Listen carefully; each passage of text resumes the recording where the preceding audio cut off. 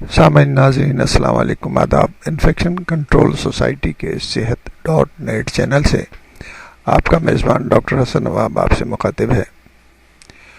دل کے مریضوں کے لیے علاج کے 3 طریقے بتائے جاتے ہیں۔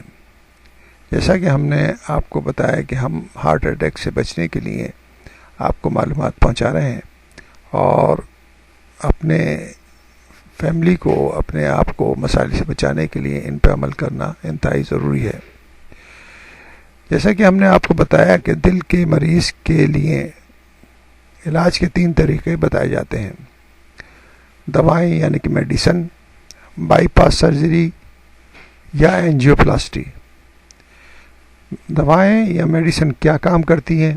ایک شریان ہے، ایک خون کی یعنی کہ شریان ہے، آرٹری ہے، اس میں کوئی بلاکیج نہیں ہے۔ دوسری نالی جو ہے، دوسری آرٹری جو ہے، اس میں 80 to 90% بلاکیج ہے۔ اب مریض کو چلنے سے درد ہوتا ہے۔ ایک دوا ایسی ہے جو اس کو دیتے ہیں تو درد کم ہو سکتا ہے۔ وہ دوا ہے سوربیٹریٹ۔ اس دوا سے شریان، خون کی شریان، آرٹری چوڑی ہو گئی، بلاکیج وہیں رہ گئی، لیکن خون کی نالی جو ہے، آرٹری جو ہے، تھوڑی سی پھیل گئی اور پھیلنے کی وجہ سے دوران خون بہتر ہو گیا۔ مریض کہتا ہے کہ اب مجھے درد نہیں، مگر اس دوا کا اثر 8 hours یعنی کہ 8 گھنٹے تک رہے گا۔ 8 hours کے بعد، 8 گھنٹے کے بعد پھر سے سوربیٹریٹ دینی پڑے گی۔ ایک مریض نے کہا کہ میں سوربیٹریٹ نہیں لیتا، مونوٹریٹ لیتا ہوں۔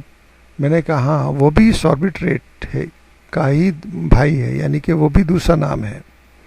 یہ تمام دوائیں، یہ تمام میڈیسن جن میں اصل جز سوربیٹریٹ ہوتا ہے، وہ مختلف برانڈ کے ناموں سے مارکیٹ میں فروخت ہوتی ہیں۔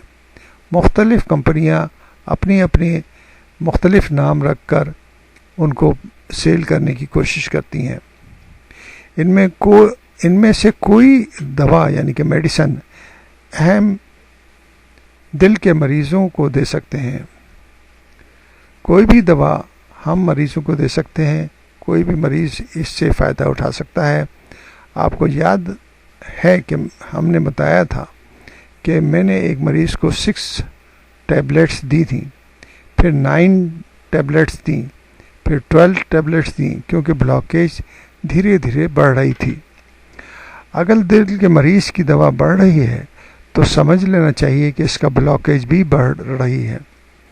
میں مریض سے کہتا ہوں کہ دوائیں ضرور لیں، میڈیسن ضرور لیں، لیکن کوشش یہ کریں کہ بلاکیج دھیرے دھیرے کم ہو اور میڈیسن بھی یعنی کہ دوائیں بھی دھیرے دھیرے کم ہوتی جائیں۔ میڈیسن بہت سارے طریقوں سے دل کی مدد کرتی ہیں۔ ایک ہوتی ہے جو دل کو آکسیجن کی ضرورت کو کم کر دیتی ہیں، جنہیں کہتے ہیں بیٹا بلاکرز۔ اس کے علاوہ جو ہے کیلشیم چینل بلاکرز ہوتی ہیں۔ ایسی بہت سی ٹیبلٹس ہم دل کے مریض کو دے سکتے ہیں۔ خون پتلا کرنے کی دوا بھی دی جاتی ہے، جیسے ڈسپرین وغیرہ ہیں۔ اس طرح کی گولیاں، اس طرح کی ٹیبلٹس خون کو یعنی کہ بلڈ کو پتلا کرنے کے لیے دی جاتی ہیں۔ صرف ان گولیوں کے استعمال سے مریض ٹھیک نہیں ہو سکتا۔ اس کے لیے میں چاہتا ہوں کہ مریض اپنا لائف سٹائل تبدیل کرے، اپنا بلاکیج کم کرے، تاکہ ان کو میڈیسن یا دوا کم سے کم دی جا سکے۔ اتنی ساری ٹیبلٹس، اتنی ساری گولیاں کھانے سے سائیڈ ایفیکٹس بھی ہوتے ہیں، اور ان سے نمٹنے کے لیے بھی الگ سے ٹیبلٹس اور گولیاں دی جاتی ہیں۔ بد ہضمی ہو جائے، انڈائجیشن ہو جائے، پیٹ میں کچھ درد ہو جائے یا وومیٹنگ سی فیل ہو، بد ہضمی ہو جائے، تو اس کے لیے گولی الگ ہے، ٹیبلٹ الگ ہے، وہ آپ کو ڈاکٹر دے گا۔ اگر نیند نہ آئے تو نیند کی گولی دے گا۔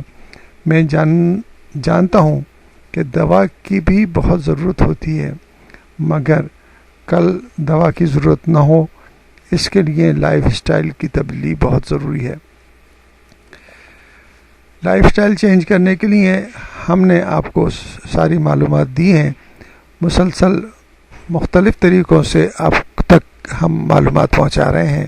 ان معلومات کو ہم بہت سادہ آسان زبان میں پیش کرتے ہیں، اور اس سے معلومات پہ عمل کر کے آپ اپنے لائف سٹائل کو چینج کریں اور اپنے دل کی حفاظت کریں، کیونکہ اللہ تعالیٰ نے دل ایک ہی دیا ہے، اس کا نعم البدل کوئی نہیں ہے، اور اوریجنل چیز اوریجنل ہی ہوتی ہے۔ اوریجنل چیز کا استعمال جو ہے وہ سب سے بہتر ہے، بجائے اس کے کہ اس کے اندر کوئی اور مزید چینجز کر کے اور اس کے بلبوتے پہ زندگی گزاری جائے۔